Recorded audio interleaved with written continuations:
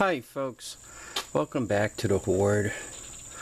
So it's a little after 7 p.m, 31.7 degrees Celsius, 55% humidity, and given this time of night, my batteries, my Energizer back there is not fully charged. Welcome to August 17th, Monday, 89.4. So the combination of the heat and the humidity made it really enjoyable to do the masonry. The next video I'm going to do of the masonry will be a wrap-up video. So yeah, it'll be kind of the last, because that'll be done. Then I got to smash the garage door up, and then the lower garage will be fixed. So in the meantime, I spent some time on this. For those of you who watch my channel regularly, you know that's Mojave #1. This is the first one I bought. I spent $350 on it, and it turns out it was leaking from the carb, and it was leaking from the gas tank in a couple of different places. So what I did is, you can see, I smashed the little bike gas tank on top of it, and I'll talk about how I did it in a minute, but there you go. I don't know, I think it's not a bad looking bike. I think the little gas tank kind of looks cool. Looks like the engine perhaps is missing a cylinder. It's got plenty of space here for another cylinder. These gas tanks, you can buy them on eBay, and they come in one or two different ways. They either come with or without the valve. Without the valve, they're like 16 bucks delivered.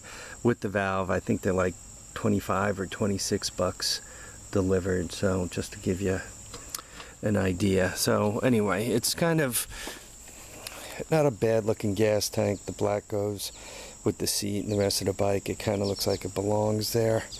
I also replaced the carburetor, and the bike, first of all, stopped leaking gas, right? I'm not leaking gas from anything anymore, which was step one in the right direction. Step two, it does run and move, but when I took the whole thing apart, I wasn't careful about which bolts go where, and this bolt here is kind of interfering with the chain. It kind of, right, you can hear that. So probably if I just swap those two, this one and this one, I'll be okay. But it started and it drove itself up here. I went through the trouble of putting a filter into it, and I find that works the best. To keep the gas tank upright, a lot of times you'll put these gas tanks on, and when they these are just like clamp on front and back, so they'll have a tendency to rotate around. There were already two holes drilled in the frame. You see the one there, and there was another one back here already drilled in the frame. So I just drilled a hole in the bracket and put a self-tapping screw. I've wrapped some tape around this self-tapping screw, then wrapped some tape around the bracket and put it in there so it doesn't want to torque. Right, if I back up, see, it doesn't want to torque. I also put some tape around the back bracket. I find that if just a little bit of tape and that screw will keep it from spinning about, right? Nothing's worse than, you're flying along and suddenly, your gas tank spins over and starts dumping gas all over you. So here it is, just to show that I am getting some projects other than just masonry done. You guys know that there are two of these in my Horde.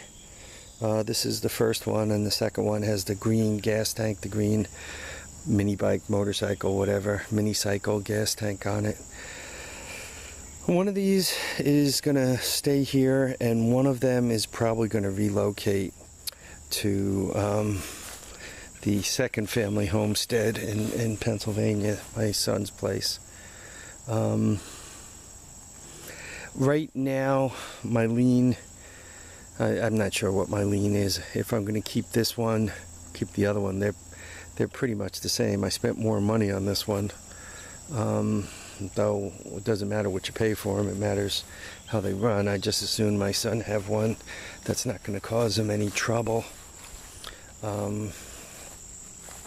And I'm not sure which one is the better of the two, because I do want to get a bike out to him that he's going to be able to enjoy, and not enjoy for 2 weeks and then, you know, wait for 3 months for me to show back up and fix it, and then to enjoy again.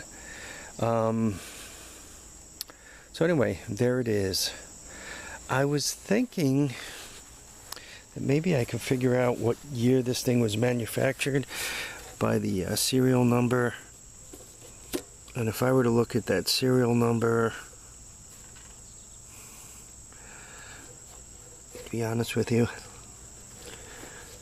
I'm not having, right, because you got 2068, no good, then 2073, which is no good. Maybe I'll take a look. That's a star on that end, and this is a star LU. And so I'm not, once again, I'm not quite sure how to decode that into a coherent, what year this was made. I think, given that it says Baja and not Home Light, I'm thinking that it's more of a recent one, as in recent, not like the very first ones they produced.